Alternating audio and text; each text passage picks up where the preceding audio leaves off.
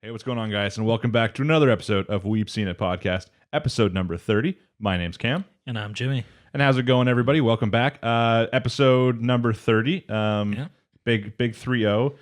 Technically, last week we put out the episode was, I titled it like Spring Special. I'm just going to go in and rename it to 29 because it was just another podcast episode.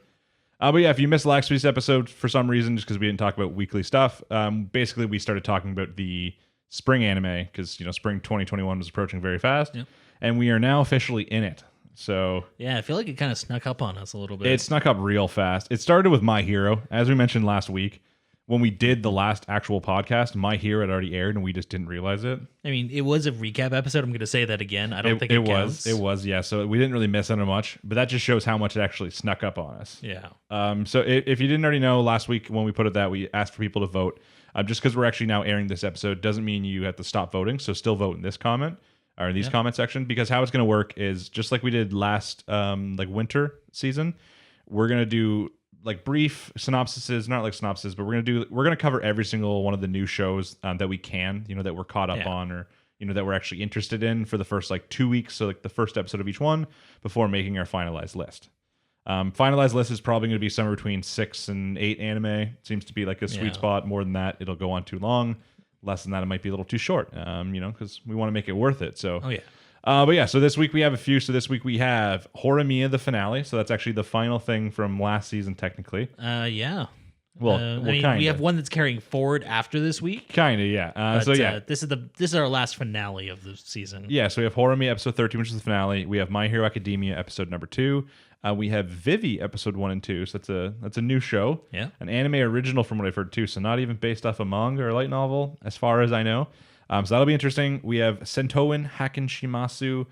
Combatants Will Be Dispatched, which is the one by the Konosuba writer. Yeah. We have Higehiro or Higehiro. I don't know which one it is. It seems to be depending on who you ask, which is a nice slice of life. And then we have Mars Red, which is also a little bit confusing because it came out to premium members for episode 1. The premiere came out early. Yeah, it came out on the 29th, I believe, and then today, when we're recording, this is actually the actual release date. Yeah, so in the future, it'll be coming out on every single Monday, I believe. Yeah. But yeah, so that's what we're going to be covering this week. Obviously, a lot of the other shows haven't started yet. As early as this Saturday coming up is when you have stuff like Eden Zero starts. I'm blanking on all the other ones. It's just Shadow House, Tokyo Revengers. On Monday, we have To Your Eternity. Wednesday we have the comedy rom-com that The Best Friend Can't Lose. Yep. We have a full list. So over the next 2 weeks, it's going to be a little bit weird each episode because we're just going to be talking about a little bit of everything. But then after that, we're gonna take people's votes. We're gonna take our own interests after watching the first episode or two, and we're gonna make a 6 to 8 episode list that we will be covering for the rest of winter. Yeah, and even if we don't touch base on it, feel free to vote for it. It might get us our interest towards it, so we might actually pick it up. And I've actually seen a lot of people in the past day on the last week's episode have mentioned Vivy because we didn't mention it on the episode. It wasn't even on. I don't know if it was even on the website. I don't think it was. It was one of those ones that just kind of popped up in my feed, and I decided to watch it. So yeah, and then since we actually watched it, because you mentioned it, you're like, hey, you should go watch this.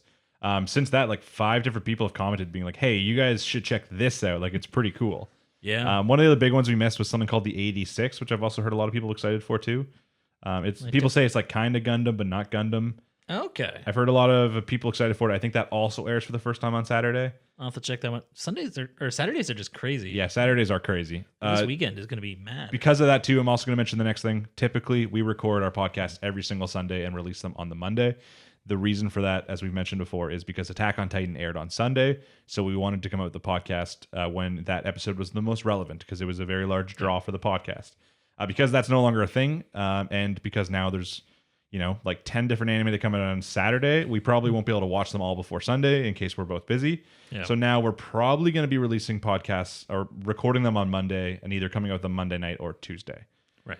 So just not 100% sure yet. It's going to wait till we actually finish the finalized list. But when that comes out, we'll update people with what day we're going to be recording and what day we're going to be releasing.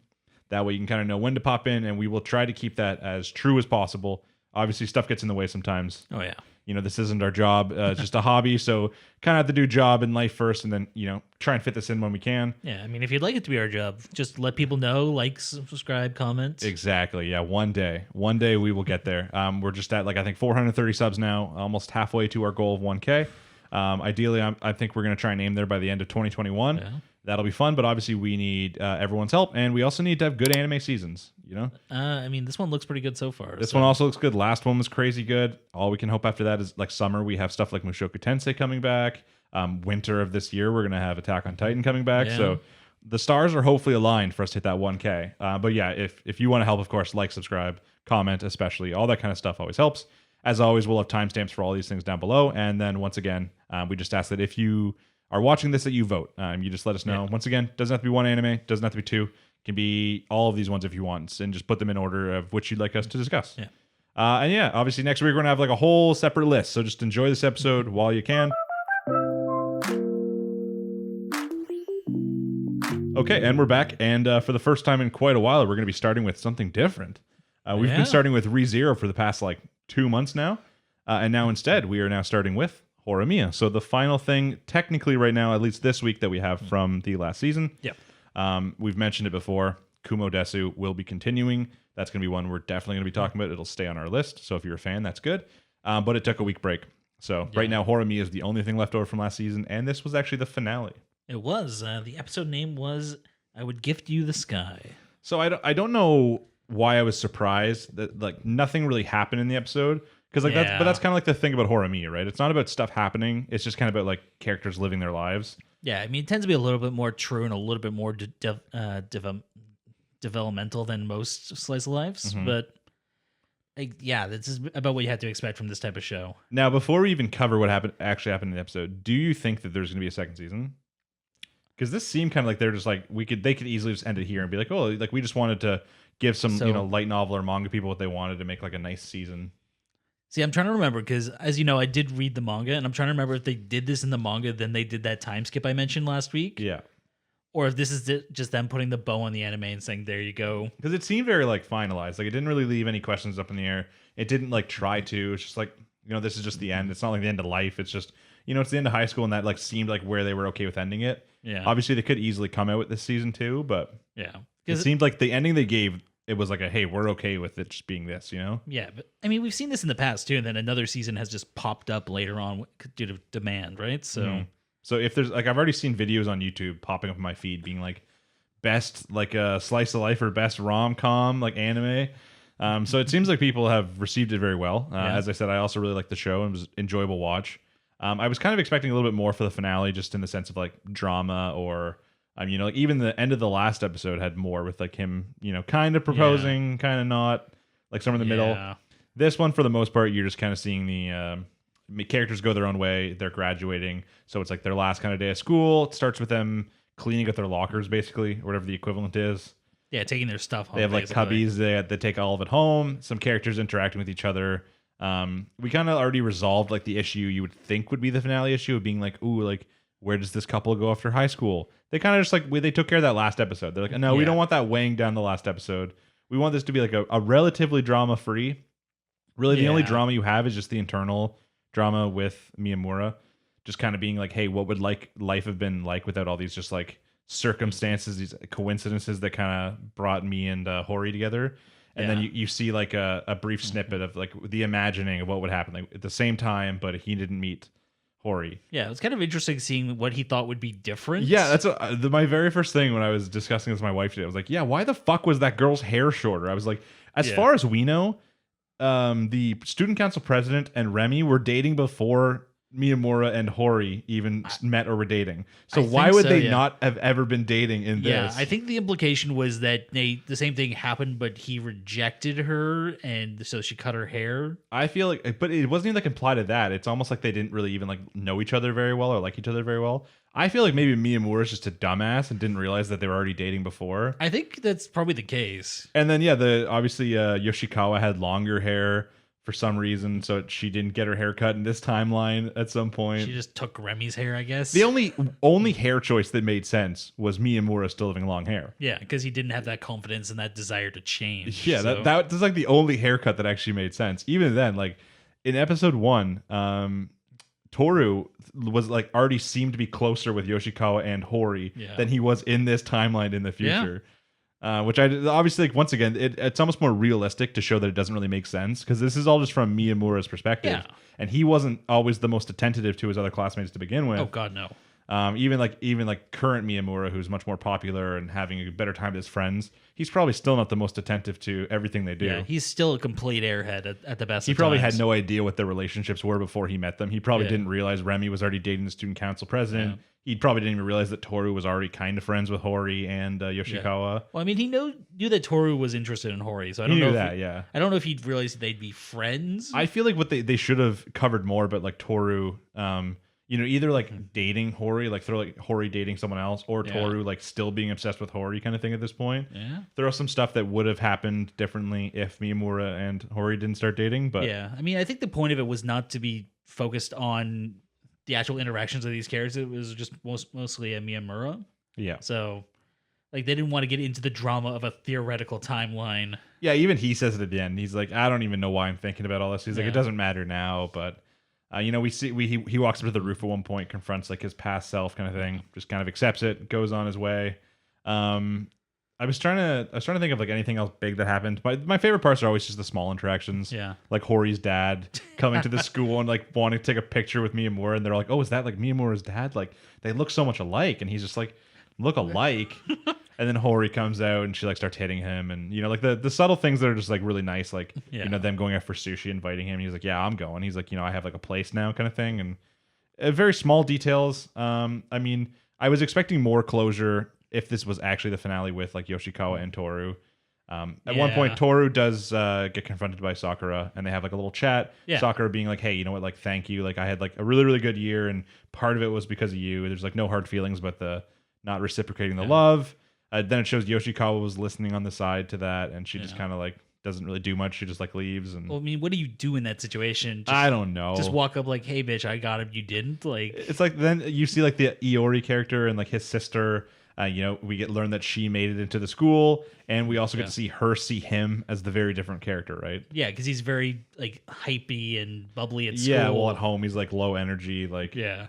So he's like the preppy kid at the school, and she's like, "Who are you?" kind of thing. Like you get a couple like small interactions. You see like Remy and the student council president again. Yeah. They're discussing taking like a road trip after this, after the year's over. What's his name? Yagani or the one that has a crush on Ishikawa. I know who you're talking about. I never remember his name. I feel like it might be Yanagi. Yanagi. Yeah, something like that. He's like talking about getting his driver's license to drive them, and it's just a lot of like small interactions. Like there's nothing massive. You still never get to see Miyamura's dad. Secret mystery. We've seen his mom once in the episode with the girl who was also in this one. I feel like she was more prevalent in the manga. It was just one of those things that kind of had to cut content, and we didn't get to see his dad once. So much. I mean, do you care? Kinda now. I don't know. Like it was like even Hori's dad was like hey, he's gonna be the parent we never see. But then after he came back that one time, he's been here ever since, and he's quite the funny character. True. So maybe Miyamura's dad, maybe he's quite the character too. I mean, that is possible. I mean, you don't really get much from his mom, so there has to be something there. Yeah, I don't know. It was an enjoyable episode. There's not like tons to talk about because once again, like there was not really any drama. It was a brief little while of Miyamura confronting just like how things could have been different. If he didn't happen to run into this kid who fell while chasing a ball or whatever it was. Yeah, true. The main issue to me, the episode, was it made me sad remembering how much cooler he was with the long hair and the piercings. Because like I just remember how cool, like I don't know, his character design stood out. Because he had the tattoos, he had the piercings, he had like the long hair, like the ponytail, that kind of stuff. Yeah. Cool character design. And then, he just became so much more basic. He just became like, basically had like the Kirito design after. I mean, I know what you're saying. There is a whole thing with the piercings that I don't think they really touched on in the anime, so they could probably do another season. But yeah, he definitely dropped down on character design after. Yeah, he was just like, that was his whole cool thing, right? That's like, he's kind of like a secret badass. He's got the piercings. That's the fucking like sleeve tattoo, the dragon on the chest, like.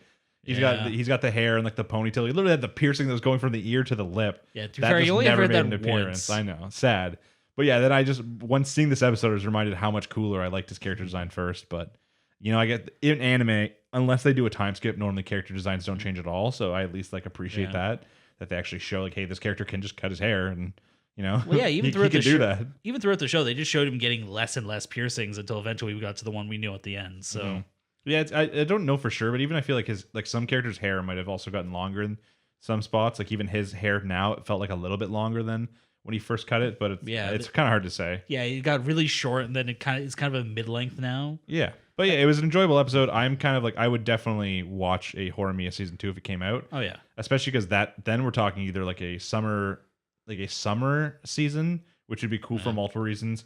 Beach episode with fireworks, like a festival episode. Like a lot of the cool anime things happen in like the summer. Plus, then you're not getting quite to the the intensity of like the adult life. Yeah, like college and that kind of stuff, or like starting to work and that, because that starts adding into like a lot more external drama. Yeah, true. We'd probably see some of that drama with them trying to figure out what they want to do, because that was something that was addressed a little bit in the anime too. Just them trying to figure out, do we want to go to college? Do we want to work? Yeah, I feel like it's gonna be like Miyamura, like should he just continue working like in his family, like at the K shop, and she's obviously very Hori has good grades, smart, organized, that kind of stuff. So probably like a secondary school or a post secondary school for her. But yeah, like that kind of stuff I'd expect. But I actually wouldn't mind if they gave us a season of like that kind of stuff mixed with just like the summer. Maybe they do the road trip with the friends. Yeah. Stuff like that would be cool before we get into the post school kind of, starting the working job, salary man, that kind of stuff. Oh yeah. I mean, anything that does a road trip, I'm always down for. Oh yeah. So. Especially because like how often do you see like road trips like in anime? You don't. If they do something like that, it's more of a day trip, and they just kind of cut out the car ride unless they make a joke about someone being a bad driver. The last one I could think about what was why can I not think of the name right now? The golden one. Golden Time. Golden Time. They did the beach episode where they actually drove, and then on the way back they almost got in like the car accident or whatever it was, and that was like dramatic. Yeah, that was one of the highlights we've of the show. talked about that too because we really like that show because they did like the drama really, really well, especially for, as we've mentioned before, like an area that we like for that kind of like slice of life more, which is more adult, so like early to late 20s kind of thing. So yeah, if Hori can also pull off like a sick road trip episode, I'd be down. The question again is because the manga does have a time skip in it. How would you feel if they just jump straight to that? I mean, that'd be fine. It would still, if they jump straight to a time skip, that's honestly more like our actual age anyways, so it'd be interesting, but it kind of depends. If it's a show, the show already kind of was a little bit weird. Typically anime, it's all about like, seeing these multiple seasons as these two characters slowly get together. Yeah, this Hori just starts with them together. Like there's very few shows that start that. I think Tony Kawa from last season did the same thing where they just got married. But that's like the whole premise, right? Yeah, that was the joke. It was meant to be funny in that. And this one, it's just like, nope, they're actually together and this is just a relationship. Yeah. So either way, I'm sure that like most people in the audience, people would be down for a Horimiya season 2. Yeah. I don't know. Maybe we'll hear something about it. It might just be like anime where you never hear about it, or like they definitely ended this in a way where they could just call it an end, and you wouldn't be, desperately thinking, oh, but this question wasn't answered, and like what's gonna happen with this? Like they could end it there and just have it be a one season good like final year high school slice of life, and it would kind of work. But I mean, if they had more, that would also work. I can also see it ending up like quintessential quintuplets, where like maybe a year down the line we just randomly get an announcement saying, by the way, Horimiya 2 is coming out. Yeah, like with the popularity, because I've seen a lot of stuff talking about how good it is. So like a lot of people after watching this are probably going to go and read the manga now, which will boost up sales for that, and that'll make them want to make another anime season. So it'll probably all work out in the end. But yeah, so if you have any thoughts about Horimiya at all, if you think they should do a season 2, if you think they shouldn't do a season 2, just leave us a comment down below and discuss it, because we don't get that many Horimiya comments. I know a lot of people are enjoying it. It's probably like how sometimes we don't talk about it. Sometimes maybe there's not a lot to comment on. Yeah, most comments we get are some sort of theories, and like, are you really going to come up with a Horimiya theory? You know what? Just screw theories for this one. Just say what your favorite couple from the show is. Yeah, or say who your favorite character is. Yeah. Discuss why you liked it, since it's the end of the actual season. A lot of people are talking about how it's a really, really good show, but not that many people are talking about like why it's a good show, like what makes it a good show. So just leave us a comment down below as to like why you liked it so much. Okay, next up on the list, starting our very first spring anime, is My Hero Academia. So we mentioned it before, episode 1. Basically, to recap, we don't need to go over that. They do a basic training session that reintroduces all the characters of Class 1A, what their names are, what their power is, all that kind of stuff. Yeah. The only thing that mattered, I think, was at the end. There was a part with Endeavor and the Hawks, and it kind of like implied that Hawks wasn't like a good guy. Yeah, he was meeting up with Dabby, and you're like, oh, what's this about? And then in the next episode, which is the one we're going to talk about today, episode number 2, it continues from there. But what's the episode name? All Hands on Deck. All Hands on Deck. Okay, so let's discuss I think it might start with the Endeavor Hawk stuff. Yeah, it actually starts with a confrontation between Dabby and Hawks. So like, okay. no one was surprised after, because this confirms right at the beginning. It says like, hey, Hawks was actually a bad guy. The whole attack by that Nomu was all planned with them. Yeah. Hawks was giving the location. It was like a test run, you know? Dabby was like, hey, bring a hero here so the Nomu will come after. And he's like getting mad. He's like, why'd you bring like the number one hero? He said bring someone who's fairly strong, not the top. Not the number one hero. But, you know, Hawks was like, I just thought that'd be like a good test, you know, like really make sure it worked. And like the Nomu almost won, like to be fair, against the number one hero. But even when you're watching this as a viewer, you don't believe that Hawks is bad. No, we barely know him as a character. Like we just had a couple small scenes in like season 4. But even right here, we're like, okay, like they're gonna reveal in a couple episodes that this is actually like a secret double agent or a triple agent. Yeah, because the one thing Hero Academia does is anyone who's evil has a very simple defining trait that marks them as evil. Mm-hmm. Like Dabi's got the scars, Toga's got that weird look to her. I mean, I don't even like Spinner is a lizard. That, whoa! There's a lot of mean-looking people in My Hero. I know. There's just the way he looks. With How the dare you hair, discriminate against the lizard people? What I mean is Mark Zuckerberg is spitting on you right now from his secret computer. God damn it.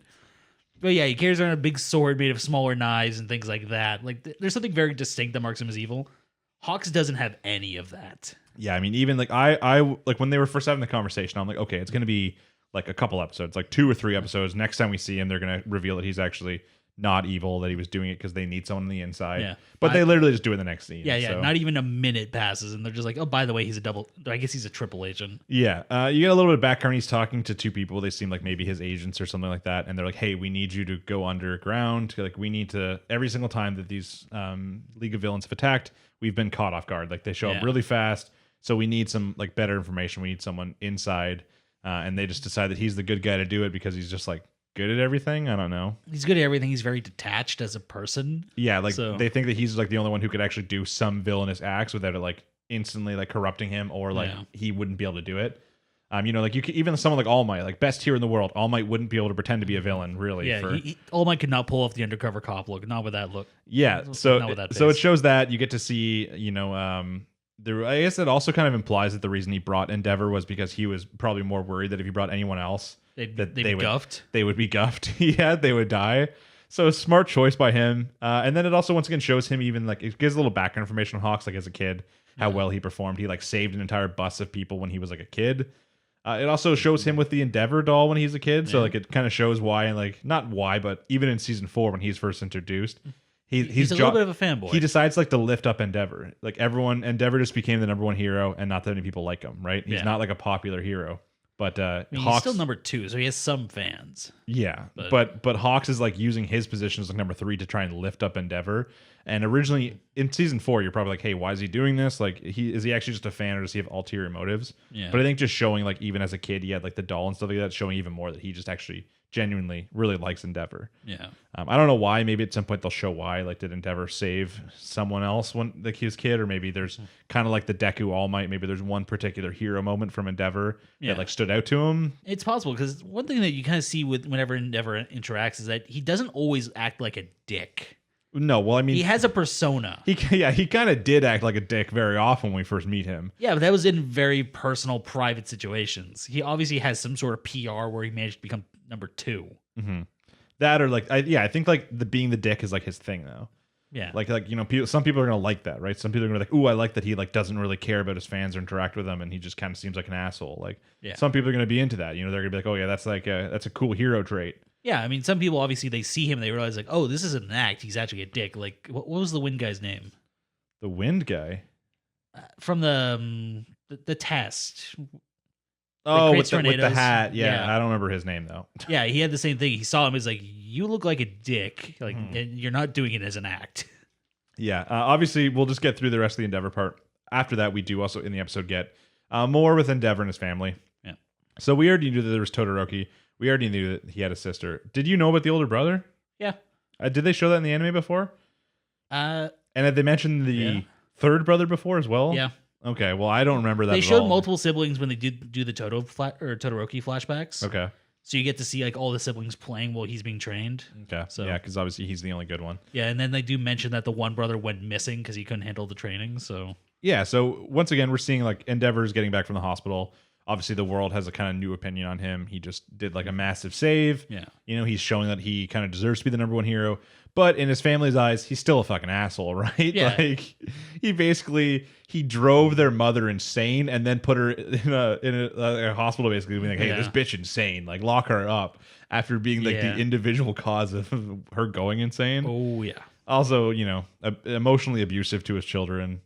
Yeah. You know, possibly physically abusive. I don't know. There's no possibly about this. He was physically I guess you abusive. could use the excuse that it's like hero training and maybe you get away with it more than to be fair, the one kid he was like 4. Yeah. Like you don't get to use that excuse at the age of 4. Yeah. Obviously, like we already see like Todoroki doesn't like accept him, but just Todoroki's personality in general is much more docile. So he doesn't like he's not actively at this point as angry as he was in like early seasons. Yeah, but we do get to see his brother Natsu, who is much more angry. Yeah, he went off. Yeah, he's also bigger. Dude's starting to get his dad's size. Todoroki's a small little shrimp boy compared to him. I mean, guy's broad. I mean, Natsu throws a punch. Todoroki throws a mountain of ice. Yeah, that's true. So, but yeah, we kind of see that's like now the most rebellious kid when it comes to this. He's like, hey, I don't accept you, kind of thing. Still, he's like, you know, you were terrible. Like, and like the sister once again is also trying to make it work. Yeah. So they're all kind of being good. Even at one point when Natsu storms out and like the Endeavor's like, you know, that just let him be kind of thing. Yeah. And then the sister kind of explains like, oh, she just wanted like a good meal and that kind of stuff. And then Todoroki is like, hey, I also don't forgive you. Like, you know, you're kind of a dick and this kind of stuff. But he's like, but like you're trying basically. So like, you know, I'll try. And then even then Endeavor, like something changes in him right there. He realizes, and then he's like, no, I'm going to go talk to Natsu instead of just a second ago. He's like, oh, like let him be, you know, he's just got to stew, you know, he's just got to like, simmer in his own anger. And then instead he goes out. We don't get to see the finishing of that conversation. Yeah. We might get to see it next episode. I think we will. I don't think they'll leave that. I think he's going to like get on the ground and like apologize or like beg or something. He's going to do something like very out of character. Yeah, I think we're going to see a lot more Endeavor growth from this arc, and I don't know how I feel about that. I mean, the only like I was about to say the only good part about season 4. The best part about season 4 by far was the ending with like the Endeavor fight. Like that was such a hype, like just fight in general and the ending and all that kind of stuff. And it made like everybody probably disliked Endeavor before that. But everybody ends like, oh, okay, like sure he abuses his children, but like how cool was that fight though? I mean, you're not wrong. That doesn't mean I have to like the character. No, but like there's a difference between forgetting and redeeming a character, so we're gonna have to see a lot from him. Yeah, I feel like they're gonna do their best to make him redeemed, especially since he's now the number one hero. Yeah. And yeah, like we got like I think in all 2 episodes we've got like no All Might. Like we got a flashback with All Might explaining again about like what it means to be a hero to Endeavor. But like we haven't got any modern day All Might yet. No. Obviously, that's most of the Endeavor stuff in the episode. I'm trying to think of what else is in the episode. Deku seeing his predecessors. Yes. Okay, that's kind of an important part. Yeah, it's like the main. I think that's a little more important than Endeavor, honestly. But, yeah, Deku's taking a sleepy time nap. You know, it's nighttime. He's going to bed. He's like having some cold sweats, basically. And for the first time ever, he is able to slightly identify. I think like 7 out of the 9 or something. Yeah, he can see features of 7 of the 9. I'm pretty sure he knows who the woman standing next to him is. Yeah, we've seen her too. She's All Might's predecessor. Which I don't think we see All Might in this. No, we didn't. No, I don't think so either. Like there was one like really jacked dude that was like kind of golden that might have been him, but I don't think it was. Yeah, and I was thinking that maybe it was just because of like the circumstance that happened, like he somehow didn't make it in the list there or something. But he still passed his power on the same way as everyone else. I mean, maybe it's because he's still alive. Maybe it could be like the spirit of them after they pass away, kind of thing. So that's possible, or he could have been a guy there. But yeah, for the first time, even as viewers, other than All Might's predecessor, who we've seen before, everyone else there is like relatively new. And there's, you know, I think some of the earlier ones he still can't see. They even mention at one point, like when whoever's talking to him is like, oh, you know, your power's only at 20% right now. Like, you know, you won't be able to do more with us until like higher. Yeah, the original Walkstorms. Oh, you're only 20% so far, so you can't interact beyond this. Yeah, and then the big portion of it is you're seeing the early days interaction between One for All and his brother, who was the first one who got. Or it's All for One. Sure, you're seeing All for One and his early interactions with his brother, who obviously gets One for All. Yeah. You're seeing about how he was already a bad guy at those times. I didn't realize he was going to be a platinum hair boy though, so that's a twist. I did not expect him to have platinum hair. I mean, yeah, when you see him, he's just shaved bald normally. So Yeah, he just has this stupid mask on. He's just like a Bane kind of character. yeah, But yeah, you're already seeing that early on in his days. When he got his power, he already basically growing his own army. He was kind of using an excuse like he was doing good. Like there was one guy there who, ever since his quirk developed, like he got like the weird jaw and all that kind of stuff, and life was harder for him. There was one guy there who was like didn't have a quirk at all, and he was getting like robbed because everyone had quirks. So we like swapped their powers around. So one guy lost it and he liked it. One guy got a quirk and he was cool. And it's like it makes it look like he's trying to do good things, but really he's just like, now they owe me whatever I want kind of thing. So he's just using it to build up his own army. Yeah. And then you're seeing the brother like adamantly protest, and I think like the end of their interaction is even like one for all for one is like forcing his brother to have a quirk. Yeah. He's like, oh, this is a quirk even like your frail body can handle kind of thing. Right. And as we know, like one for all, I mean, he's like it's a good power, but as they mentioned early on, like it wasn't strong. Like when it was in the brother, I think All Might mentioned it on. Like when the brother had it, like the first character, it wasn't strong at all. It's about like growing it in you, and then as you pass along, it gets a little bit better every single time, as we've heard Deku mention before. I don't know if that's his power, like the power he was given, or if he had a quirk and they just didn't realize. Because I think he gave him just like a body enhancement quirk, something like, and then he just naturally had the ability to pass on a quirk. I mean, this is kind of not really necessarily about this episode, but have you seen the theories before about All Might having a quirk? Because like the whole thing about like All Might going from tiny All Might to huge All Might because of his injury doesn't make any sense. Yeah. And then that also leads people to questions of like, what happens if someone who has a quirk gets one for all or all? I'm going to confuse these every single time. All for one. Yeah. What if, is it all for one? All for one's bad. Okay, one for all. I just got to remember that. What happens if someone who has a quirk gets one for all? It's incorporated into the quirk, isn't it? I don't know. That's what they mentioned before, that like, giving it to someone else, like, giving it to someone like Bakugo probably would have made it a stronger person. Yeah, they also talk about giving it to someone like Todoroki, who would have been superhuman with ice and fire powers. Yeah. So that sounds broken, but it's more about finding like the mental stuff. It's like a Captain America kind of thing. Yeah. Someone willing to jump on the grenade. But like there's the theory about like All Might actually already had this like body transforming power between Small Might and Big All Might, and then he got the quirk and they just didn't realize it kind of thing. Yeah, one of those quirks, like, because they talk about it early on in the series, right? Where it's like you can have a quirk and not realize it, or you can completely misunderstand it. Yeah. It is possible that like he does actually give him this quirk though, like he gives him one for all without like realizing the full like potential of maybe passing it on kind of thing. Yeah. I guess that might be something to find out next episode, but it seems like that might be something instead that's kind of scattered in a couple more times. I mean, because at the end of this one, Deku wakes up. Yeah. Which his room was pretty trash when he woke up too. Yeah, like the window broke, like his power was like lighting up kind of thing. Yeah. So I think we're gonna get a lot more from the origin of One for All. Yeah. See, too close. I don't like it.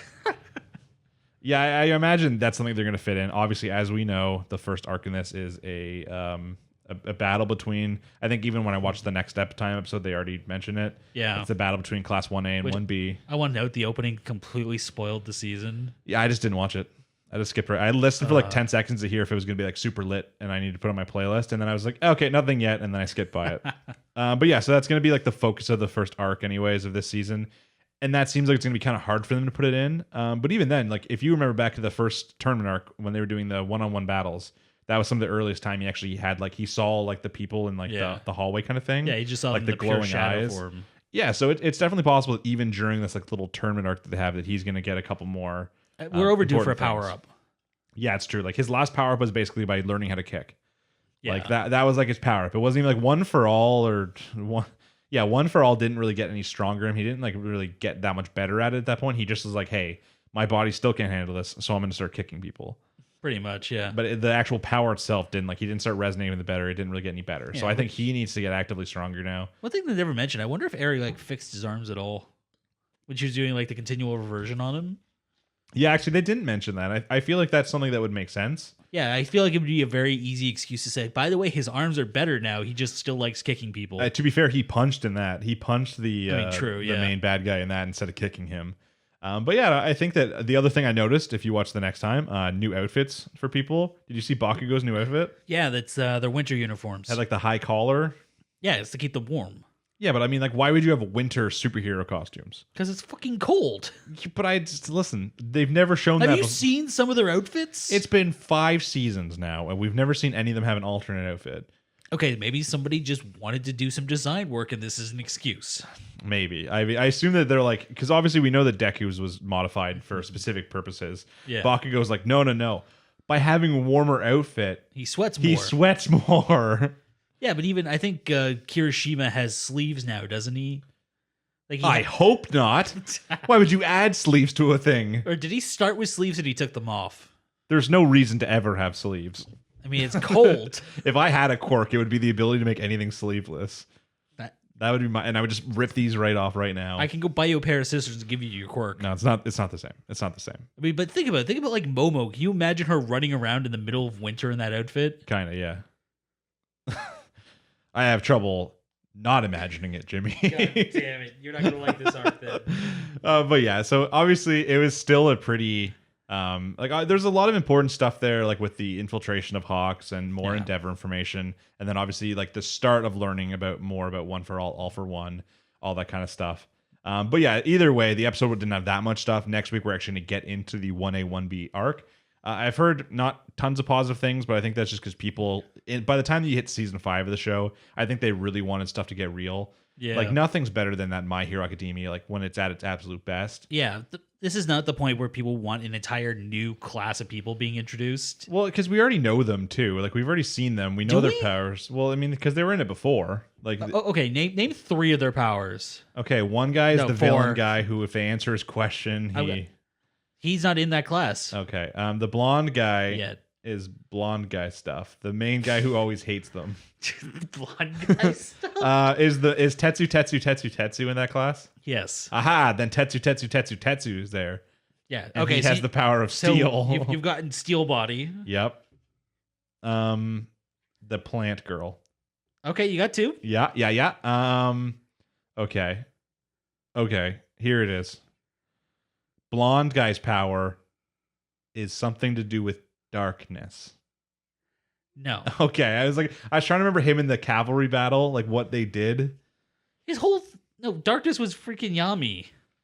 Sure. The bird dude. Okay, what was? Yeah, I know that his like quirk he's got is the stealing shadow. quirks. Okay, yeah, sure. Yeah, you've got Kendo with big hands, and who else is there? Yep, Kendo. There's the glue dude. Oh yeah, glue dude. Yep. Which one's glue dude? He's glue dude. Is that his hero name? Or is it glued? I think his name is like Glue Pot or something. Either way, people obviously probably not that excited. They want like a really. It's not that I don't think this is going to be bad, but at this point, people probably just want something like huge out of the season. They want like all the action. They want more All for One popping off, like actually growing, stuff like that. Which I mean, they're definitely going to use this as an excuse to bump up Deku's power level. Yeah, which is good, I guess, because from what I've heard, anyways, after this, the shit gets real. So the good part is by covering this. We're going to be here for when shit gets real anyways, and hopefully we'll have some fun in the tournament arc along the way, getting to see some power-ups and stuff like that. So if you're a fan of My Hero, stick around. It's going to be one that we're most likely talking about every single week because it's one of the biggest shonen anime in a long time, and it's just good to cover, especially for when those big moments hit. We want to be here for it. So yeah, leave us a comment down below about this season, about this episode, whatever you'd like. If you'd like us to cover it going on, we'll probably be covering it. And then just keep an eye out. We'll be talking about episode 3 next week, most likely. Yep. All right. Next up on the list, so we have technically a 1 and 2 special because it is Vivy. Possibly. That might be what it's called. Yeah, we're still discussing the pronunciation. They said it in the anime. I tried going back and watching it because I was like, is it Vivy? But I'm pretty sure they pronounced it more like Vivy. Yeah, if it was Vivy, I think it'd be Vivi. Do we have the full name? I did not write down the full name. I don't remember. It was something weird, but yeah, a lot of people... Something fluoride eyes. That's it. I knew that there was fluoride eyes in it. That's it. So from what I've heard, this is one that kind of came out of nowhere because it wasn't even on our discussion last week. And then... I think you might have mentioned it, or like you once told me the description, and your description was like, it sounded like an Idol anime. And I was like, Jimmy, I'm not watching that. You're like, oh, it's about like an AI robot who sings to make people happy. And I'm like, yeah, that was the description I read. And I thought, you know what? Sure, I'll watch it. Then I got like Reverse Terminator, basically. I think someone in the comments even was like, "Hey, don't read the description," or they're like, "The description does not sell this anime, though." Yeah, I think you told me that like when I finished the first episode, and I was like, yeah, that's the most accurate description you could have given for that. But yeah, because it has already had 2 episodes come out, just so we're kind of caught up. We'll at least for the first episode is mainly just giving us the synopsis of the show for the most part, and then the second episode is a lot more like action packed. Like shit happens in the second episode. So we'll kind of go through that, and then this is one that just off like the first 2 episodes, it seems like pretty likely that we'll be covering it weekly, because it seems like it has like potential to be a really really cool show. Now, one of the downsides is that I've heard that it's an anime original. Thus, it doesn't have content it's coming from, as far as I know. Yeah. Which means that we don't have many like different, fan bases to pull in from. We don't have like the manga and light novel readers to come in and watch it with us. So if you're a fan of this, definitely let us know down below. Let us know that you want to stick here and watch that, because it's really important, because we don't have anywhere. Maybe there will be a subreddit, or maybe there already is one for it. I'm sure there will be, based on the quality of what we've seen. But yeah, at least if it's something we're going to talk about weekly, we just want to make sure that we have some people who are watching as well. So just let us know down below. But yeah, in general, the synopsis is basically a robot. That's it.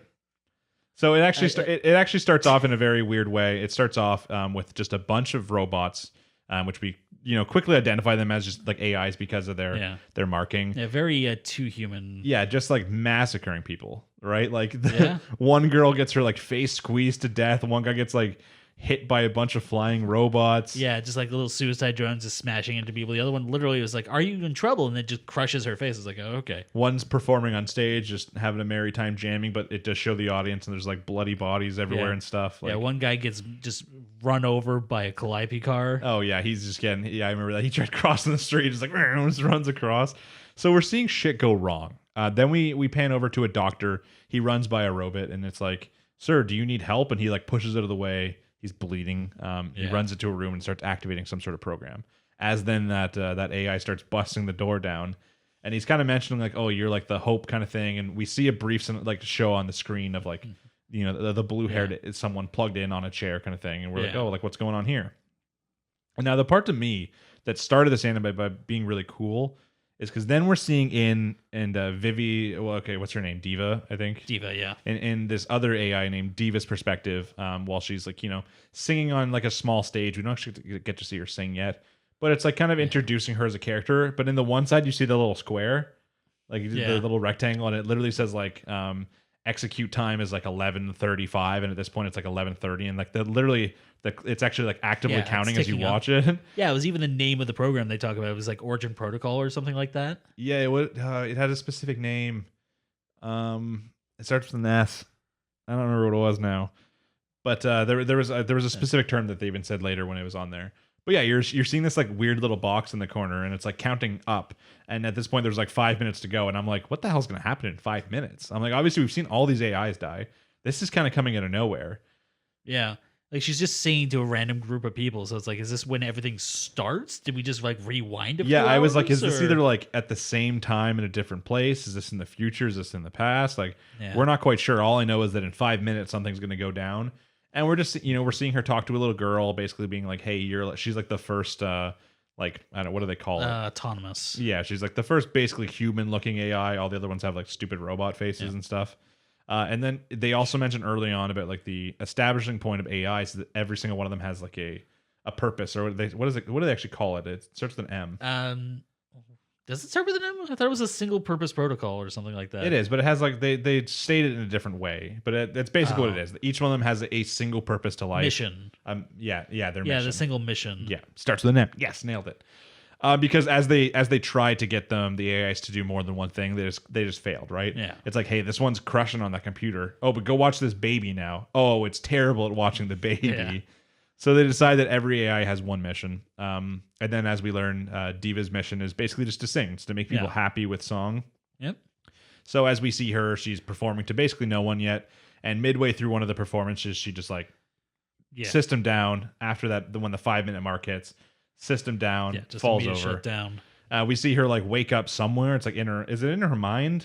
They refer to it as a server, I believe. So it's like a safe spot you upload to, I guess. Okay. And as she's talking to like the the system admin, or whatever it is, a little fucking cube thing flies in, starts fucking with everything, turns off like the system Yeah. administrator that's talking to her. Yeah, and my first thought was like, is this like just another Wheatley or? it did seem very wheelie because it had like the sassy attitude too. Yeah. And but yeah, it's just kind of there chilling. I'm trying to remember exactly what it doesn't explain everything to her at that point, does it? Or It starts giving her bits of information. I don't think it drip feeds her everything. it's giving her bits of information, and then even as she awakens, she goes back to her place and she keeps double checking for viruses. Yeah, because even her designer is just like, nope, everything's normal. There's no problems. Yeah, the designer's literally saying everything's normal while he's talking to, like, while the he does get named later, but while this I can't remember. It's like an Asian name. It's like Mashimoto or Morimoto or something. Yeah, he named himself after his creator. So Yeah, so even like while the doctor person's telling her like, oh no, you're all good.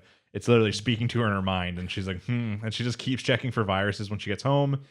And then basically it explains to us the plot, which the plot is it's what we saw early on in the episode was 100 years in the future. Yep. AIs have taken over. They just did basically a quick little war there on humans. Yeah, like we don't know if they've taken over. We just know that they declared war and they murdered like tens of thousands. Yeah, they said like 10,000 minutes. to the minutes. Like obviously it's going to be a pretty devastating outcome anyways.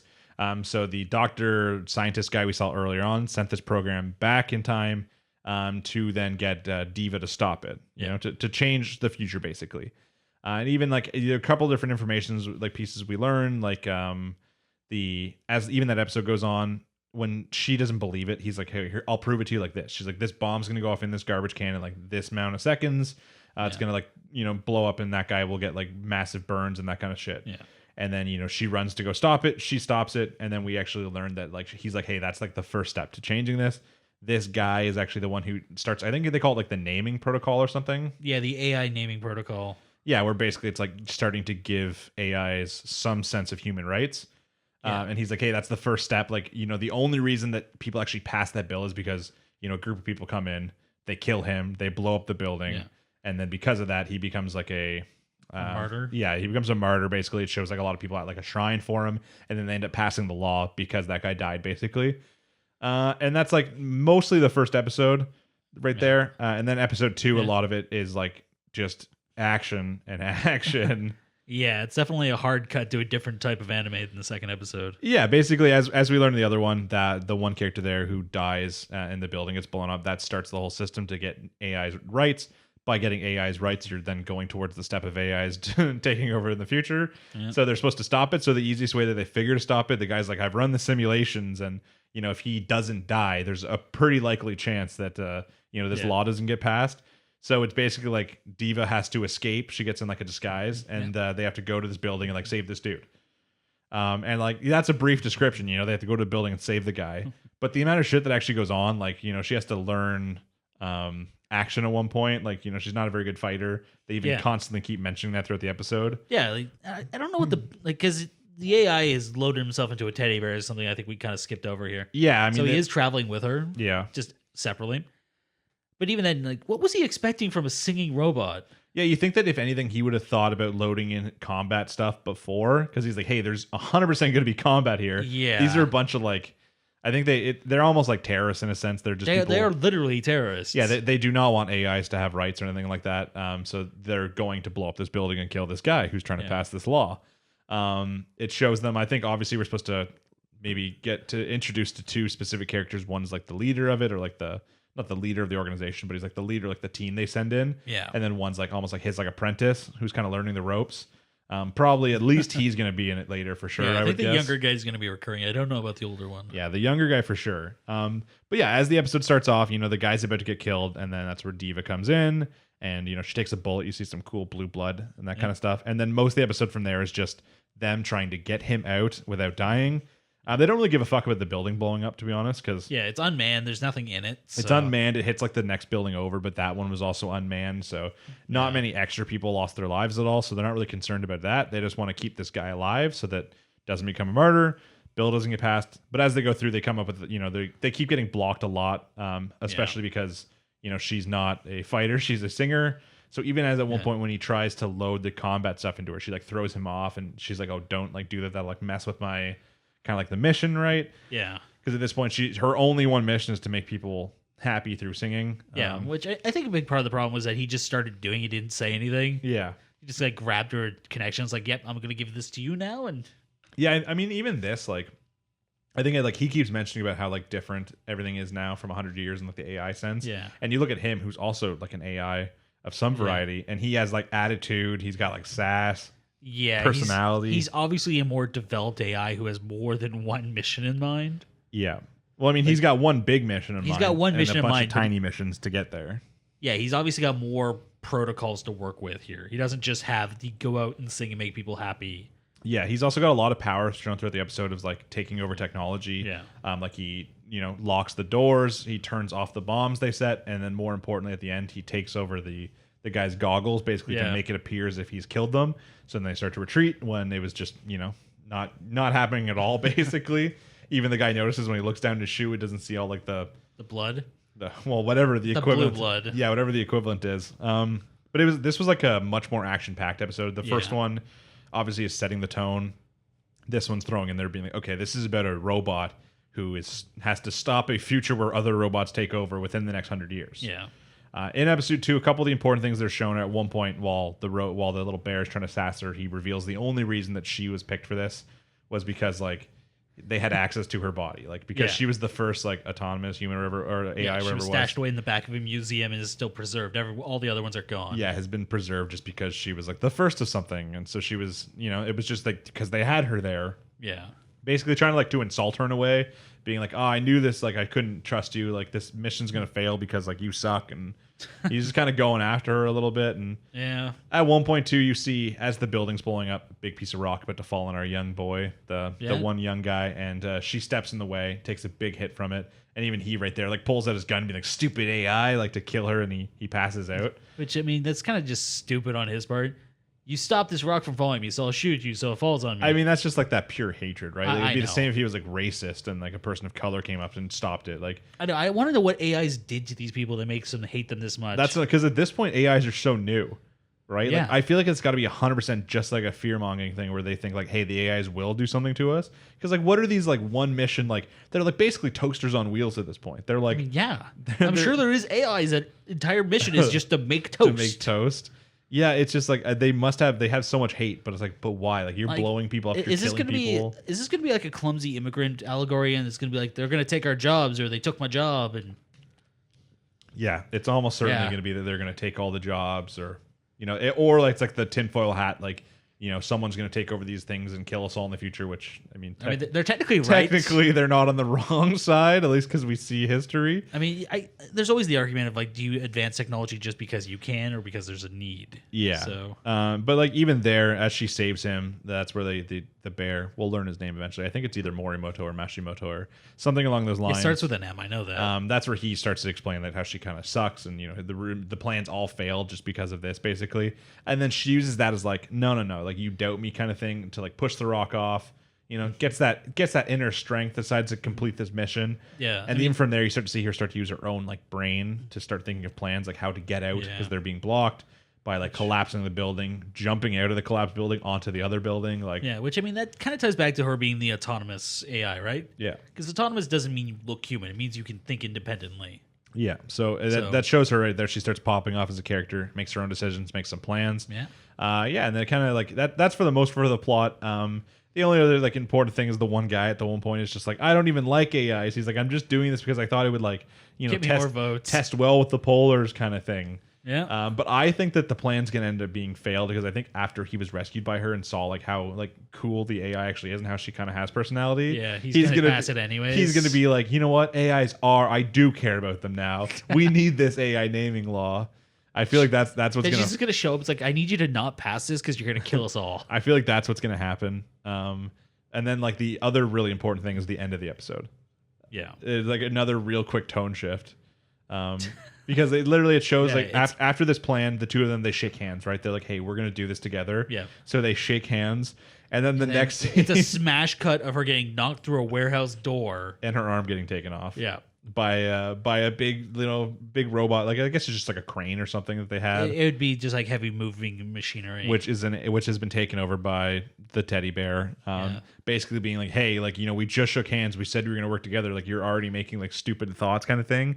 Yeah. And then as we see, it's basically her trying to save a plane full of people from blowing up. Which apparently the plane either has to blow up, or more likely it's just that you can't change the future. You're supposed to change very small bits. Like Yeah, he specifically says you have to keep changes to history to a minimum.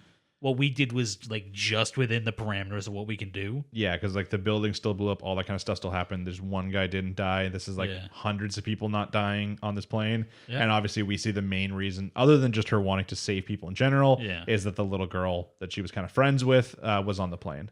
And then it blows up. Yep. So, not a very happy ending for the episode. Yeah, I mean, I get they're trying to put things on the line. They're trying to make sure that we know that like things are getting real. I always feel it's kind of cheap when you just kill a kid like that. I mean, like, to be fair, I didn't really care that much because the kid was barely introduced. Like, I know. We don't know how the relationship started. We don't really know how much it even is. Well, it wasn't even from a character perspective. I just think when you go to the whole, like, hey, we're just going to off a kid to show we're dark and gritty, it kind of has the opposite effect for me sometimes. Mm-hmm. So I don't know how I feel about that. I feel like the tone of that at least kind of fit with the rest of the episode. Yeah. Like, the episode showing...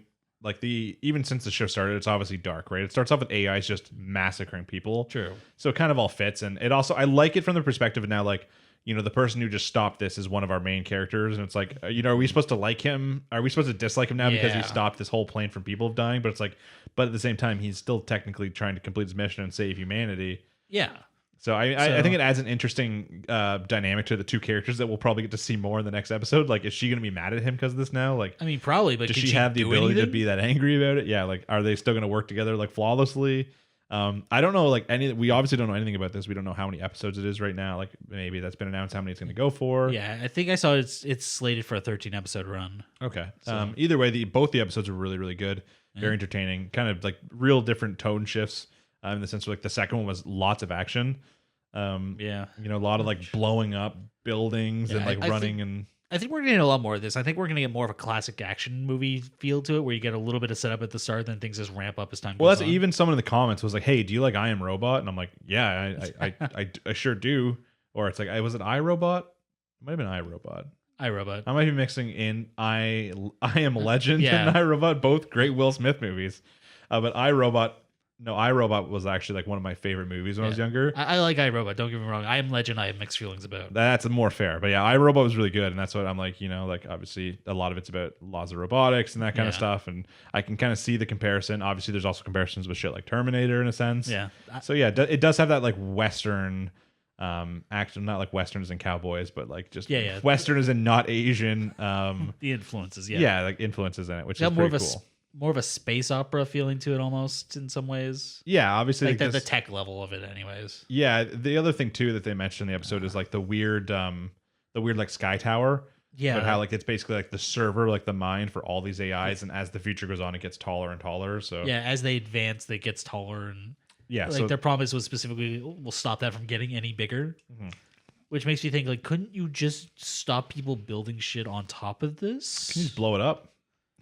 Well, I mean, that'll probably set it back by a few years, but it wouldn't change everything, I suppose. But yeah, true. I guess it's more of a societal issue as opposed to tech. But either way, it seems like a good show. So we'll hopefully be talking about that in the future. If you like the show, let us know down below. That way, once again, we just know who's here watching it because it doesn't have at this point as dedicated as a fan base as many of these other established shows, either through previous seasons, manga, or light novels. Yeah. So it's just good to know if people actually want to come here and stick around. And since we did get a few comments about it on our last episode, I'm assuming there's already some people. But yeah, just let us know. And if you haven't seen this yet, if you're just watching this for fun, you should definitely go and watch it because it was very entertaining. Next up on the list, Sentouin Hakenshimasu, or Combatants Will Be Dispatched. The episode name is Spies Will Be Dispatched. Okay. I'm going to start by giving you my general feelings. Okay. I didn't like it. I have to agree. The thing is, if you're a fan of this, I'm not even going to apologize. I actually don't care. It obviously a lot of the draw to it from a lot of people is that, hey, it's the guy who did Konosuba. Even when they got I only watched halfway through Konosuba season 2 because I just I don't know if I changed or if it changed. I think if anything, you stopped during the trial, change. didn't you? Yeah. That was the same part I stopped at. Just the humor was no longer really funny for me. I was like, okay, it's the same stuff as season 1. I enjoyed season 1 for what it was, but just doing the same comedy in the next season to me wasn't that funny. The amount of sexual jokes didn't really, I don't know. It reminded me more of something I thought would have been really funny when I was a teenager, but it didn't really get me. Then this was the entire thing. Every single joke in this was basically just a sexual joke. I think it's because they took what did well in Konosuba and they just boiled it down. Yeah, it was not like I watched this episode and I obviously didn't like laugh a single time through it, but even the whole thing I was like, okay, like the plot just like it's not really drawing me in. Like these characters I'm not really a fan of so far. I mean, it's a lot of soft science. Like you can get away with it a little bit in isekai because there's always that suspension of disbelief that a god's going to just say, here's a do-over button because you screwed up. Yeah. This is very much like, hey, we created a teleporter and we don't know if it works. Have fun. Not only that, the setting it's actually supposed to be Earth, but like it's slightly futuristic. Where for some reason, him and a bunch of his like childhood friends made an evil organization that apparently took over. That apparently took over the world, or is close to taking over the world. And now they're like, hey, but like we made a teleporter to a different planets or something because like, hey, you know, apparently even in the future they can't get past the moon. So they're like, hey, we actually made a teleporter to take you to different planets or something like that. Yeah, and they were like, we're using this to try and solve our fuel and our food supply probably issues. Just resource issues. Yeah. And like I'm still trying to wrap my head around the basis of this because you've got 3 women here and then this one dude who's like just a rank and file soldier, but his childhood friends with him.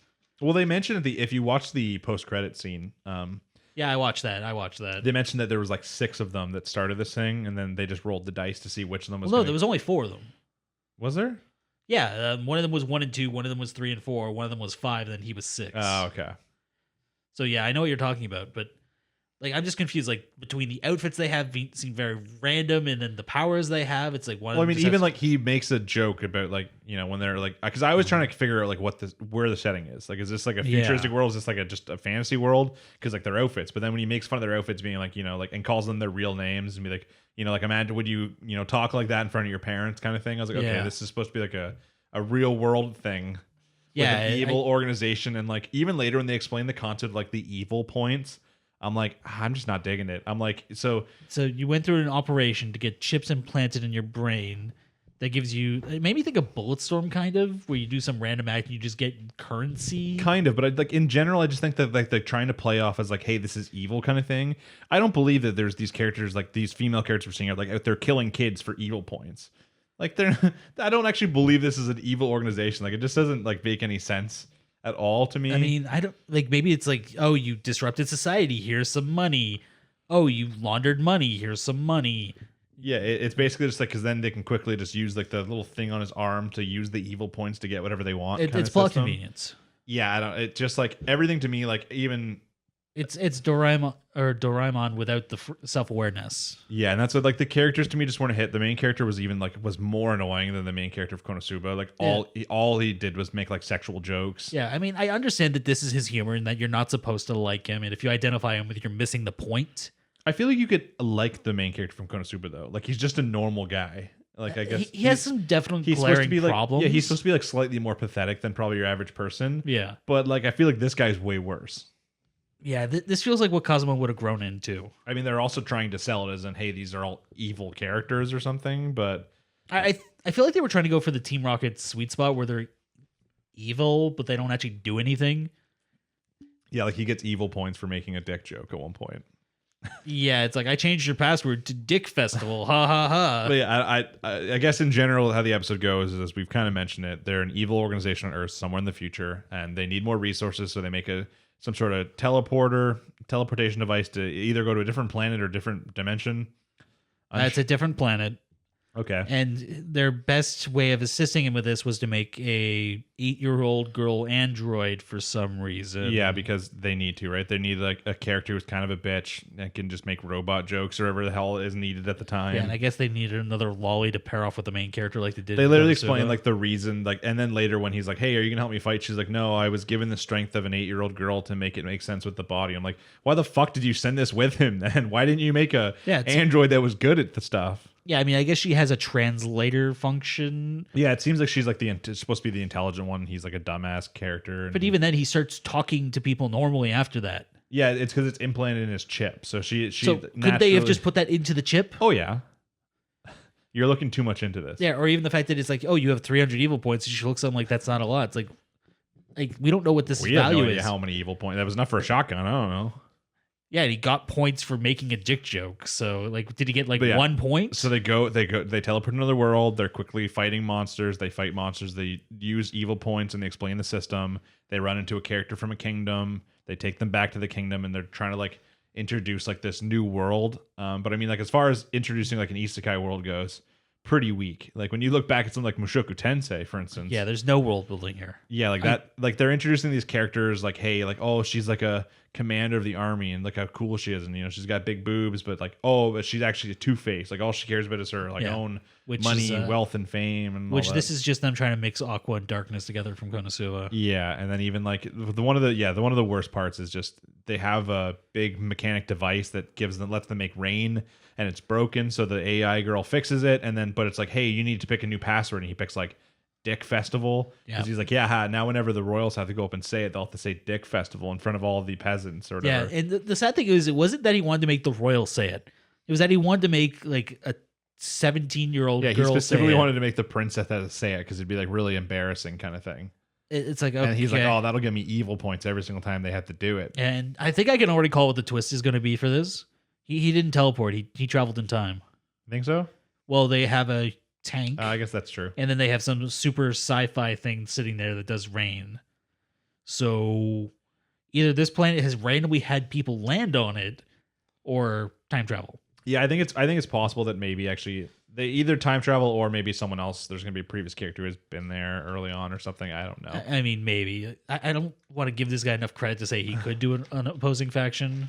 But yeah, I mean, the thing is, it's like maybe you're watching us right now and you actually really found it funny, or you liked it, or you know something about the source material and it gets better, or it changes a lot and stuff like that. But to me, like the main draw of this should be comedy.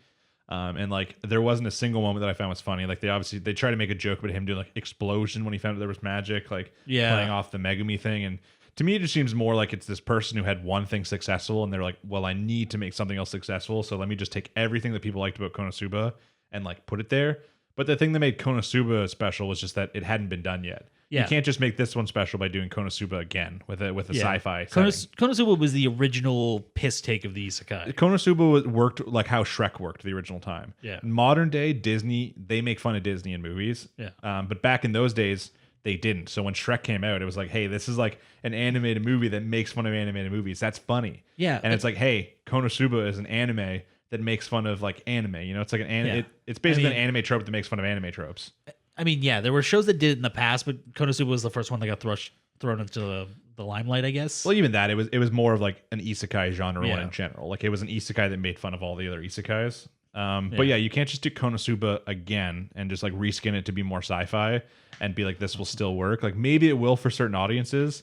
And like I'll probably still try and watch episode number 2 and just see if maybe it gets funnier. Maybe, but yeah, as of episode 1, anyways, at least as far as everything else I watched in the week, it was 100% the least impressive one that I saw. I'm gonna say that I watched the show about a dragon going house hunting. Well, that sounds good. That sounds like something I haven't seen yet. At least I've seen. It sounds original, at least. Yeah, I haven't seen. But a dragon I enjoyed that more than I enjoyed this.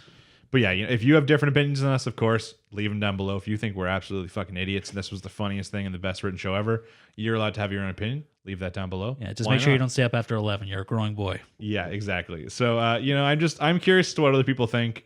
Even there were people in the Reddit when I posted this last week who were like, I mean, they're in the Reddit, so they're obviously fans, but they were like, hey, no, like this show has the content. And for all we know, they do a 180 next episode. They make fun of the first episode, and it's actually good. I mean, maybe that's the joke. I don't have any faith right now, but like we'll see when next week comes. Yeah, we'll still probably be talking about episode 2 next week. So if you have any sort of feelings about the first episode or anything about the show in general, or it's source material, let us know down below. You can feel free to disagree with us or agree with us too if you want. Yeah. If you're like, hey, you know what, these guys are right, show sucked, let us know down below. Why not? We'll comment with you about that. But for now, we'll wait till next week to talk more about that. Next up on the list. Hige wo Sora or Higehiro, I've also heard, or something along those lines. Yep. Episode 1, The Teenage Girl Beneath the Lamplight. Okay, that's literally like the plot description. The plot description, yeah. So this was obviously it sounded like a slice of life, like plain and simple slice of life. I was excited for it. Still, most likely something that maybe we won't talk about, because unless like a slice of life has something that's really special, it doesn't normally have the weekly content. But I was still excited about it because our main character is in that age demographic that we've even previously in this episode we mentioned that we like that kind of he's a 20-something-year-old salaryman. So yeah, and you know the plot goes that he is rejected by the woman he's got a crush on, a fellow worker in his business, and then upon his way home from work drunk one night, there's a girl, just teenage girl, just chilling on the road, and she says, "Hey, like, can you let me live with you? I'll let you sleep with me if you do." And he's like, "No, like, I'm not sleeping with you. You're not my type. That's stupid. You're like a baby." And she's like, "Okay, well then, will you let me live there for free?" Yeah. And that's like the plot description when we read it up online and stuff like that. I mean, I don't think she said live with you. Just let me stay there for the night. Let me stay for free then, kind of thing. And then obviously how the first episode goes is early on. That happens. He's drunk. She keeps trying to seduce him, and he actually, he keeps. Yeah, I'll give him props. He's a guy who actually doesn't say yes to a teenage girl in an anime. He keeps saying no, even though she's trying. She's like undoing her buttons, all this kind of stuff. And it's not stupid harem protagonist level either, where he just doesn't realize he's actually actively like no. He realizes he's still like looking because he's still like human, I guess. But he's just like no. He's like not. He's like you're not my type. That kind of thing. He goes to bed. Even when he's going to bed, she's like, well, what can I do for you? And he's like, oh, I just wish I had like a woman make me some miso soup. Yeah. And then he wakes up the next morning with the smell, and he literally forgot that. He was blackout drunk. Yeah, he literally forgot that he had the conversation. Even as she mentions it, she like describes the scene, and he's like remembering, and he only remembers based off the color of her underwear. He's like, oh, black panties. Yes. Yeah, I do like how his first reaction was like, I didn't do anything, right? Yeah, he's like, I did not like assault you in the night, and she's like looking all sus, and he's like, uh-oh, and she's like, no, I'm just kidding. You're good. But yeah, actually, from there, the show actually gets like relatively sweet. We get I think it's only about a week over time skip. He decides that like, hey, like you can live with me. Basically, he's like, at least for now, he realizes that she's like spoiled. He tries to mention about going back to her parents, and she's like, my parents are probably happier now that I'm gone. He figures out that she's from like somewhere decently far away, like like Tokyo region or something. They're in Tokyo. I think she came from like Hokkaido. Okay. Yeah. And like she said that she's been gone for like 6 months by showing like the student card and everything like that. And then he's like, oh, she's like spoiled, and but he decides to let her stay with him, and for the meantime until like explains that she should go out and get a job and that kind of stuff. Like if she wants to be homeless or she wants to like be solo, she's got to like actually start learning things. Yeah, like I do like how for him it was less about being a good person, more about I don't want this on my conscience. Well, even that, like as the episode goes on and multiple times, like one time he's about to go out to smoke and he goes to leave, and she's like, "Oh, why are you going out to leave?" And he's like, "I'm not gonna like smoke when you're here." And she's like, "Oh, all the other guys did." He's like, she's like, "You're nice," and he's like, "No," he's like, "I'm not nice." He's like, "Those people just suck." He's like, "I'm not nice." He's like, "You just have really, really low standards." He's like, "You got to treat yourself better." I'm just a decent human being. Don't put me on a pedestal. Because it is implied at this point that this is not like the first time she has had to. She's had to like seduce many guys to basically find places to sleep at night, and I'm sure they're not all as nice as him in the sense where they didn't do most anything. Of them aren't. Some of them might have just like she might have just seduced them, and they might have let her stay there, and they might not have done anything to her, kind of thing. But even then, it's just like kind of sketchy. Yeah. Oh, but yeah, as the episode goes on, it's pretty much just like pretty peaceful for the first one. It's showing him interact with his coworkers and explain the situation to his one friend that he actually seems like he trusts there, being like, "Hey, like I have a high school girl living with me now," kind of thing. And yeah, I do like how he actually asks, like, "Did you check missing persons?" He's like, "Yeah, there isn't anything posted," which does back up her story. It does, yeah. Plus, it also just makes sense as to it would be kind of weird if he didn't do that because that'd be the first thing you want to do. But yeah, there's parts where he takes her shopping because he realizes like, hey, like her sleeping on the floor, she's having like a bad back. Yeah. Takes her shopping for a futon and new clothes because all she has is the school uniform. Yeah, which is just a little weird. Yeah, so. not to mention like it shows that she's doing chores for him. Since he is giving her everything for free at this point, he has to buy her food. He bought her clothes, that kind of stuff. He even explains like, hey, you're doing all these chores for me. That saves me time when I'm tired every single day from work. Yeah. So like that's good. And they have like a nice little cohabitation going on. It's only about over a course of like a week. But even then we see him at like in work like the 1 week, and his friend's like, hey, everybody thinks you have like a girlfriend. He's like, oh, why? He's like, well, you're coming in like cleaner. All your shirts are ironed. You're like happier. Yeah, you're shaving. Yeah, you're like it's basically just being like, hey, everyone. And then he even looks around, like the girls are kind of looking at him, including his crush, the one he had a crush on. I mean, what's that rule? Like, if you want a girl, have a girl. Yeah, it's basically just anyone. It's not even like just like women. It's just the classic, like you got one toy, don't want it, you throw it away. Another kid picks it up. You're like, man, I wish I had that toy again. Like, damn, you want what you cool can't toy. have. So it's a classic rule of life. And then even at the end, we just kind of get like a story, as we already knew, with like the shaving thing. Yeah. They're just having like breakfast in the morning before his work, and she's like, "Oh, like why don't you shave?" kind of thing. And he just explains like he's like, it's not that like having facial hair like makes you old. He's like, it's that like getting so tired that you don't want to shave shows that you're old.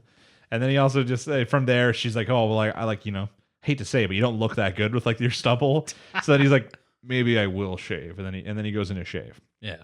So as far as first episode goes, for a slice of life, I really enjoyed it. It was very casual. There wasn't tons of drama. Obviously, the earlier parts, and like even when they did like the ecchi stuff, it seemed like realistic. Like all the ecchi parts were part of the actual story. Like the character specifically trying to seduce someone. It wasn't just like accidental boob shots every 5 seconds. Yeah, even it was deliberately her being like, "Hey, please look at my boobs. I'm trying to seduce you." Yeah, even at the start when he was having dinner and he looked, it was like, okay, that's because he's interested in her. He's just checking it out. Yeah, it wasn't just the anime finding like 36 different times to try and show us these ecchi shots. It was like she is trying to specifically show the main character because she's still trying to seduce him at this point. And it just like made sense. Like the characters seemed like they could be interesting. Obviously, the backstory of her seems like something that could be kind of interesting as it goes along. Like I'll be interested to see how it goes. Like I'm not gonna lie, what I got from this was very Rec. Mm-hmm. Do you remember that? Yeah.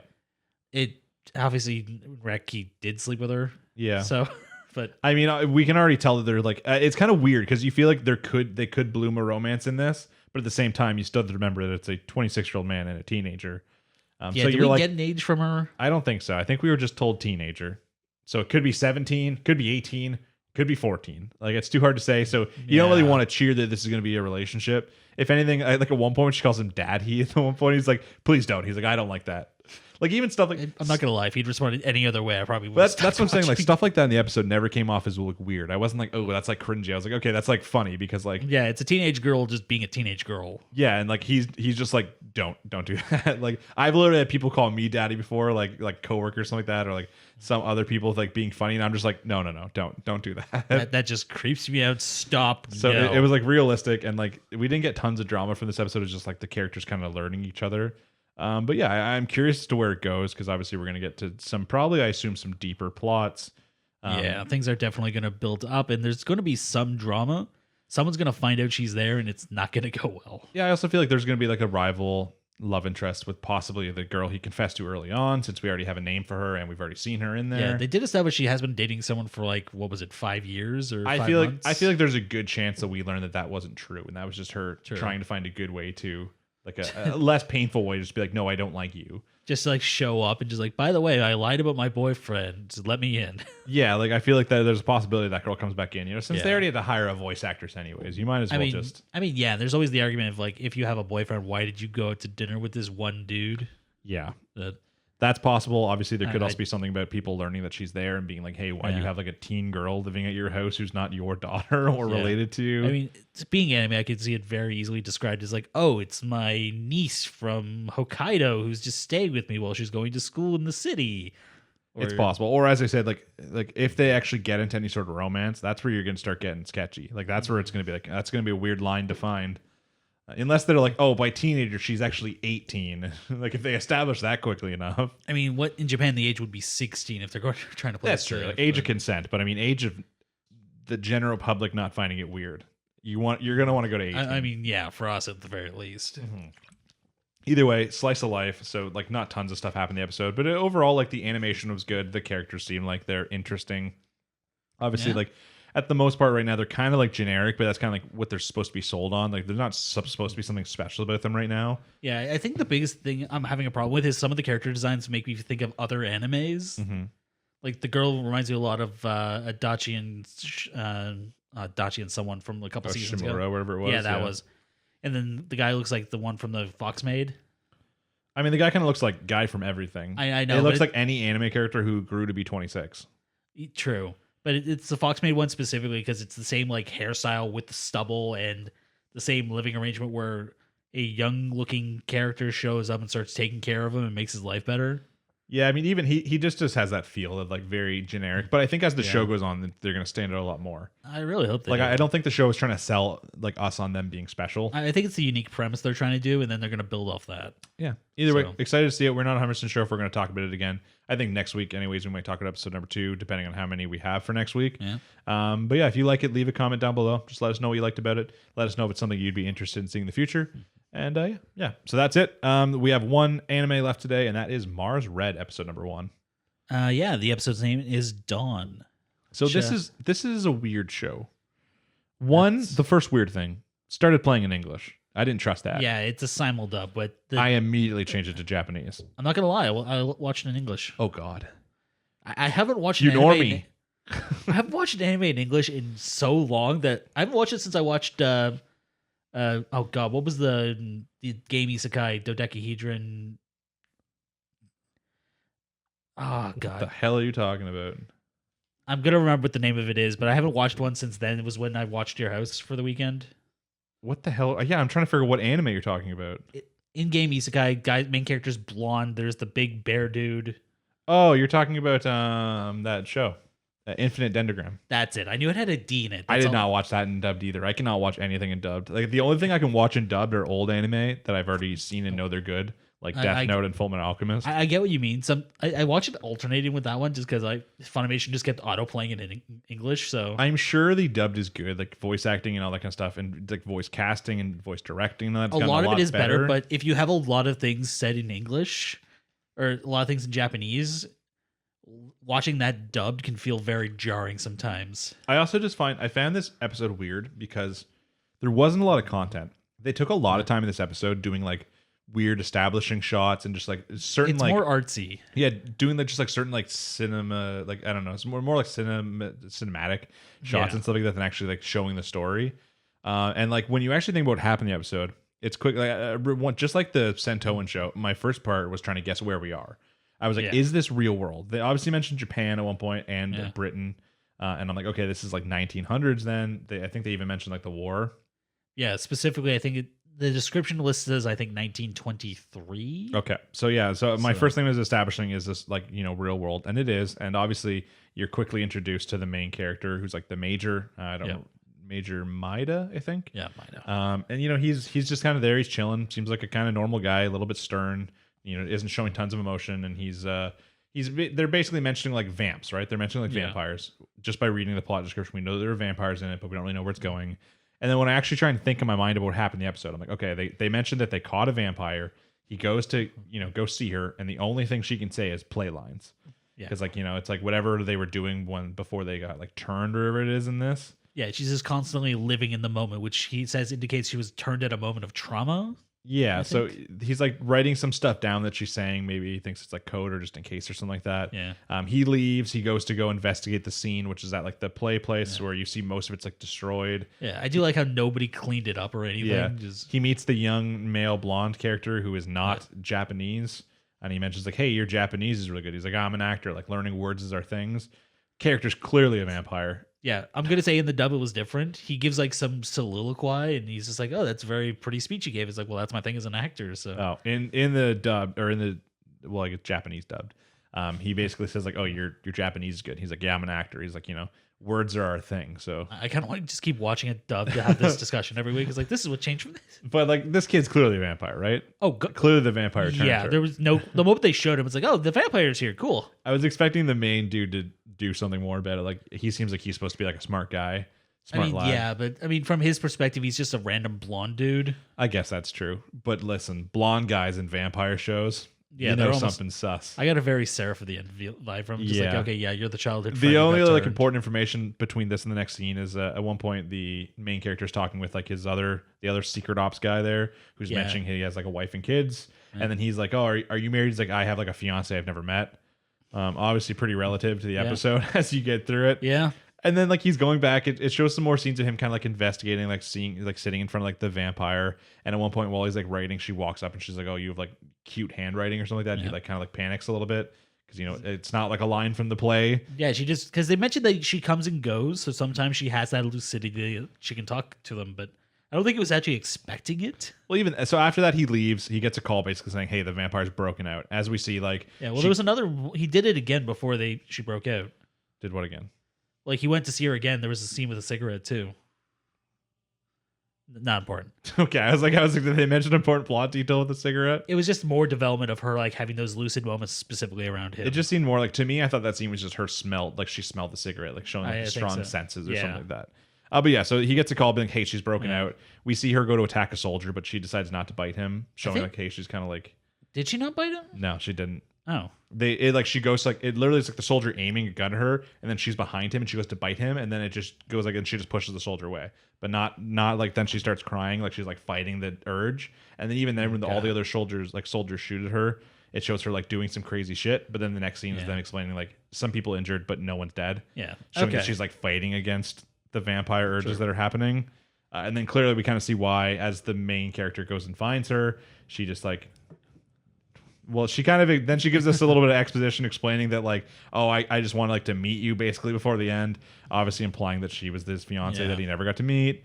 And then she just walks into the sun real quick and gets all burnt up, showing again that she's clearly fighting against, becoming a vampire. And he doesn't seem that torn up about it. I'm sure he also would have probably liked to know his fiance before she got turned into a vampire and died. But the next thing is he talks to like whoever is in charge, and they're like, "Hey, you're in charge of this like Zero program, whatever it's called." Yeah, they promote him like 2 ranks, and you're not allowed to talk about it. You're not allowed to talk about it. It's about like finding and hunting down vampires or something. Yeah. I have a feeling that since they've already hinted at earlier in the show that they asked if this one could be turned to their side. I have a feeling it's going to be a group of other either mixed with like normal people and vampires who have turned. Yeah, it's just like the guests, obviously. Yeah, they're going to try and put together a military unit consisting of immortal vampires. So it seems like it's an interesting premise. I like, 1900 set stuff. Vampires are cool. They're a little bit overdone from certain times. Like, I mean, this is a nice classical representation of them. There's no sparkles. There's no overdone super, like, extra powers or anything like that. Well, as far as we know. I mean, yeah, so far. When his team gets introduced, we might see some. Yeah, so far all we know is that they are superhuman and that wherever they got bitten, they get a stigmata. There's a couple things I like, though. So one thing I'm curious about, obviously, is there's going to be fighting in this anime. So how's the fighting going to look? Animation's kind of a big thing. The show obviously showed that it takes a lot of like time into cinematics and stuff like that, making it cinematic. And then the one thing I liked was the weird like movement of the vampire. It was always just like cut shots. It was like she was there, then literally just cut, and she was like in another spot. Yeah, not relying on motion blur or anything like that to get the speed down. That could also just be like almost looking at it like the perspective of the people she's near. So like 2 humans, that might be how fast they move. But maybe when they introduced more actual vampires, maybe it's gonna change. Like they might go with something like maybe a slow down background shot or something like that to indicate how fast they're going. Yeah, so like to me, as I mentioned, like they didn't actually put tons inside this episode. I think it was just like a very small introduction. So to me, the questions are like, one episode enough is not enough to show what this show is going to be, like how good it's going to be. So we definitely have to go into like next week and kind of see episode 2 and, get his team introduced and figure out like what the plot's going to be. Like them just, is it going to be like an episode by episode, them going on missions? Going to be like 3 to 5 episode arcs? Like, yeah, we don't know if it's going to be episodic. We don't even know if he's going to have a team or if it's going to be about him just trying to build a team and being unsuccessful. It could be, yeah. So right now it's just like a very vague premise. It's like, hey, there are vampires in this world. We're in the 1920s. He's got to have a team. At this point, we don't even know if the teams are going to have vampires, but it seems like pretty strong since they clearly hinted that there are vampires who have turned. Yeah, because there was a discussion with I think it was the general saying that, oh, you're trying to take the British's idea to form a unit of these creatures. Yeah. So even like when they mentioned the girl here, he's like, hey, is there like an opportunity for her to like turn over? And they're like, it seems unlikely at this point. Like she's kind of out of it. So it seems like it could be an interesting show. I like the 1920s setting. I like vampires and military kind of mixed if they do it right. I'll be excited for if it is like he's either introduced to a team or he's like recruiting for a team. Kind of cool. That would give me like X-Men First Class kind of days, which I was a fan of. True. I honestly think it's going to be about him building the team because they had multiple candidates down, and he got rid of it once they said she wouldn't work. So I think that if they take like episode 2 and 3 for him like going meeting these characters and like learning a little bit about their backstories as he recruits them into the team, that'll be kind of cool. It also gives like a Bungo Stray Dogs kind of feel too, which could work out pretty well. Like this first season of that was really good. True. But as I said, it's something that we definitely have to go into the other episodes to see, which is kind of the point of us doing these like every anime as it comes out before we can really judge what we want to keep watching. Yeah, this is really just first impression, so we could be completely off base with this. Yeah, they could just completely change the plot. Episode number 2, they could either just give him a team immediately of all humans. Those humans completely die, and then he gets like. He goes to America and does something else. Like it could change it like the drop of a hat. Like we have no idea. I mean, his subordinate is obviously going to die after that speech this episode. I was expecting him to die this episode. Like classic. I got a new wife. We just got married. They might as well just give him a pair of sneakers he really wanted to wear. Our parents just want us to have the kids. It's only been 3 months, but like they're give him a new pair of sneakers. You know what I'm talking about. I know what you're talking about. But yeah, it was a very entertaining episode still. I just found it was very weird how they did it. But if they grow that, if they keep like how cinematic the show is, but add in more characters, interesting plots, stuff like that, I think it could work out really well. Yeah, I think because even the art style made me think of a lot of shows like Katana Gatari and Bakemono Gatari. Mm-hmm. Just a very unique art style that I think is going to pull a lot of people in. So yeah, I'm just excited to see like actual fights. Like because obviously if we're throwing in like superpowered people, we need to have good fight scenes. And I'm kind of hoping that, as I said, like. The reason that the fights were very static in this was just because we're seeing from human perspective. Yeah. And that's just how fast and how like unnatural the vampires would be. But I think as we get vampire characters and we're seeing from their perspective, maybe it'll change. Maybe that's just me being too optimistic about how it's going to be. But we don't even know if this is going to have proper combat in it. We don't. It might not. It might be more of a drama. But drama of having vampires, like what it would actually be like if there were vampires in real life in the 1920s. Who knows? It's only something that we'll have to find out as we go on for next week. So that's every single anime we have on our list. There's a few we missed, for instance, like Megalobox. They did actually have episode 1 of season 2 air, but I am not caught up on Megalobox, as I mentioned last week. And just the only thing is, like, with trying to catch up on it, I'm also watching all these shows, and I'm still trying to catch up on the Demon School one. Iruma-kun. I'm trying to catch up on that because I really want to see season 2 for that one. Yeah, because that one actually ends with a huge cliffhanger too, so you kind of have to catch up. Yeah, so. I really want to catch up on it before, and that one doesn't come until like the 14th, I think, even like the 17th.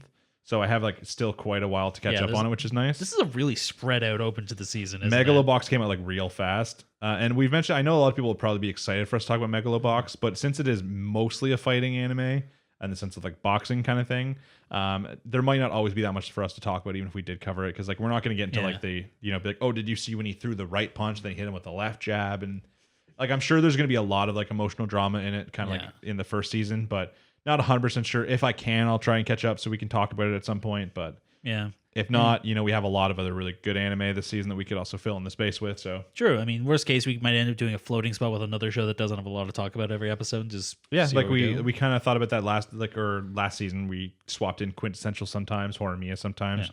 We might have something like that this season. It really just depends on when we come up with that finalized list. So like I asked early on in the episode too, if any of these shows you really liked, leave a comment down below that you'd want us to talk about them weekly, or if there's any other shows next week. We still have a lot. Like this is only like 1/3 of the total anime that we have coming. Next week, early on, we have To Your Eternity starts on Monday. Yep. We have the second episode of Higehiro Sora and Mars Red. On next Wednesday, we have Osamake, which is my best, or like the rom-com where the friend will lose. Yeah. So that could be interesting to watch. On Thursday, we have How Not to Summon a Demon Lord Season 2. Which I'm kind of excited for because I feel like it's been a long time since I saw season 1, and while it's been a while, it was that trashy anime, as like Hidden Dungeon just ended, which was my trashy anime of this season, so I need a new one. You always need at least one. On Friday we have the continuation of this is this Friday coming up. We have the continuation of Kumodesu, which is pretty good. So obviously episode 13, we took that week break, but we're pretty big Kumodesu fans at this point. Oh yeah, a big part of our community too. It's going to take a lot to get that off the list. Yeah, a big part of our community loves it. We have lots of people come from the subreddit, so I'm sure everyone's excited for that to start back up. And then obviously Saturdays, there's the Iruma-kun and the Demon School season 2. There's My Hero Academia. There's the Slime 300, I think is the abbreviated form, like I've trained on 300 slimes or whatever. There's Vivy, which we talked about. There's Shadow House, which a couple people mentioned is like almost like a season 1 of The Promised Neverland, the only season of The Promised Neverland, if you ask anyone.